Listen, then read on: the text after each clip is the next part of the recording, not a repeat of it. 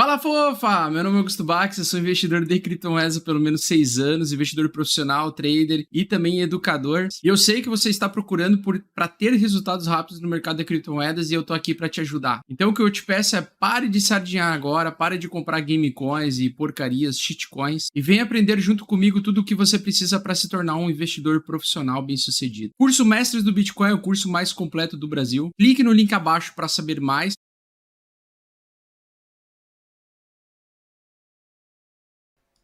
Vamos lá. BTC, a moedinha da praia. Fofoletes, no gráfico semanal, nós temos topos e fundos descendentes. Nós estamos já em uma região de sobrevenda épica, tá? Para o longo prazo. Então, os preços cotados atualmente, eles são bons para a gente comparar para o ano que vem.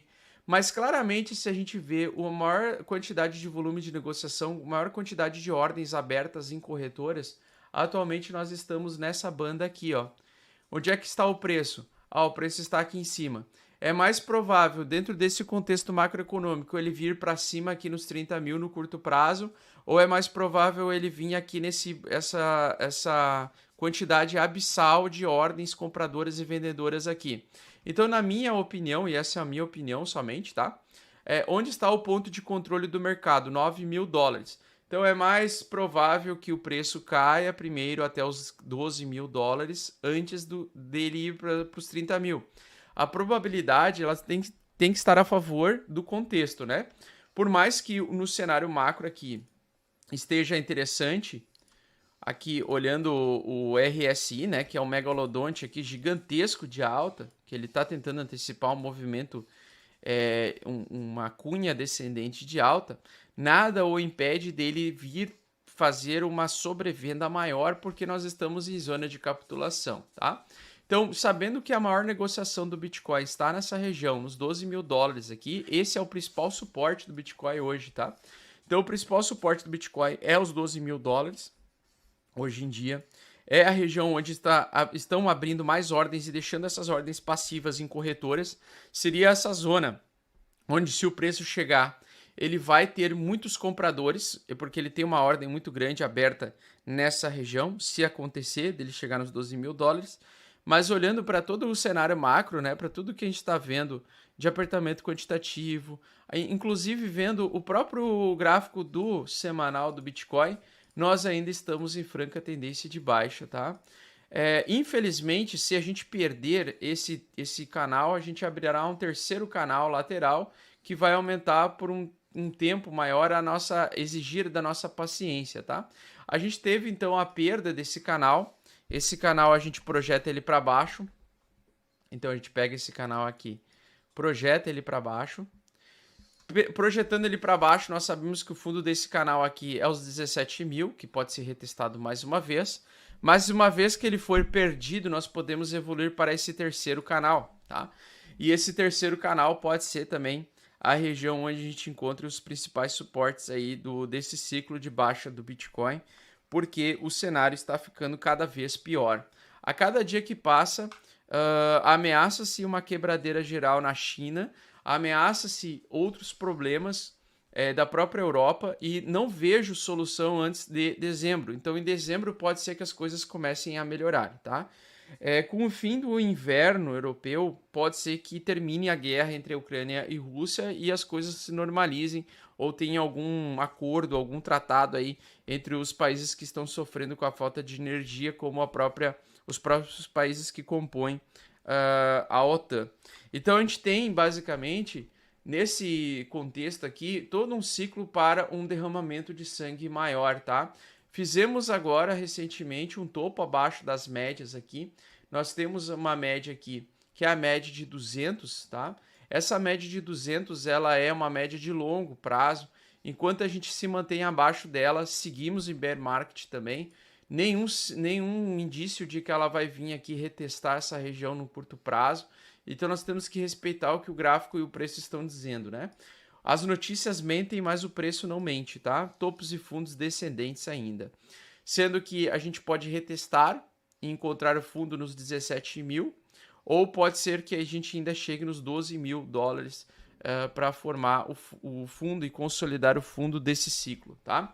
Eu espero que ele consiga aí se segurar em uma dessas regiões, tá? Até porque não gostaria de ver mais tanto sangramento assim. O problema é que com muito sangramento perde-se a fé no ativo, né? Outra coisa, nós abrimos o mês de setembro validando o beijo da morte. Então nós tivemos esse pullback até a média durada de 59 meses. Essa média durada de 59 meses ela é um bom balizador, né? Mensal. Então ele seria supostamente um dos fundos do ciclo que foi perdido, que foi os 20 mil dólares, 22 mil dólares, foi perdido e está, infelizmente, se mantendo abaixo dessa região, com toda a dinâmica de perder mais valor, então trazer mais barras mensais de baixa, tá? Então, onde é que seria o suporte mensal também, pessoal? O suporte mensal, então, está em 12 mil, ele foi atualizado recentemente. Muita gente está colocando ordens compradoras em 12 mil dólares nas corretoras, ok? Então, hoje é o suporte mensal mais importante que não pode ser perdido, que tem que ser o topo do ciclo anterior e um dos topos não retestados como suporte. Então, essa zona, essa faixa de região, ela não foi testada como suporte, tá? Então, basicamente é o seguinte, vamos lá. S&P 500 derretendo para um caralho ainda, o Brent voltando a subir, fundo duplo, né? Fazendo com que o petróleo possa subir a qualquer momento, fazendo com que toda a cadeia produtiva seja mais lenta. O dólar, infelizmente, conseguiu se manter dentro de uma estrutura de alta, ele não lateralizou conforme eu tinha destacado e eu esperava, né? Que ele conseguisse voltar para dentro desse canal lateral, pois isso indicaria um tempo momentâneo de alta do Bitcoin, do Ethereum e assim por diante. Como ele está conseguindo se manter dentro dessa estrutura de alta e ele voltou para dentro do canal de alta, se ele conseguir romper a metade desse canal de alta, nós temos aí mais sangramento para os mercados. E, pelo visto, ele vai se manter, sim, acima desse canal de alta, sendo que o dólar é o ativo mais benquisto durante um período de crash econômico, durante um período de recessão econômica, né? Então, olhando a nossa agenda aqui, eu mostrei já alguns gráficos para vocês. Basicamente, a gente falou sobre Bitcoin, dólar, S&P 500, Nasdaq, daqui a pouco o Brent eu comentei com vocês, e eu também queria comentar um pouquinho sobre a dominância do Bitcoin, tá? Então a dominância do Bitcoin segue perdendo dominância, isso significa que algumas altcoins estão mais fortes que o Bitcoin. Algumas altcoins aí que estão favorecendo a perda da dominância do Bitcoin é o Ethereum com o Demerge, com a aproximação do Demerge. No dia 15, pessoal, no dia 15 de setembro, nós temos a atualização do Demerge. Então, eu acho que depois do evento acontecer, depois do Demerge acontecer, eu acredito que o Ethereum vai começar a perder essa força compradora que ele está perante ao Bitcoin. Eu acho que muita gente pode aproveitar esse momento de macroeconomia todo fodido para realizar. Ele não perdeu ainda força, por quê? Por causa do Demerge, por causa da especulação do Demerge, mas a gente sabe que o maior ponto de controle de negociação está aqui embaixo. Então ele funciona como um imã magnético para que o preço revisite os $1.000, tá? Então é bem possível, bem provável que depois do Demerge a gente pode ver uma queda do Ethereum até os $1.000, né? Sendo, na minha visão, os $480 o fundo desse ciclo do Ethereum, tá? Eu acho que o Ethereum ele poderia derreter até no máximo os $400, tá? Não mais do que isso, seguindo baseado em toda essa movimentação. Acho improvável ele cair abaixo de $400, tá?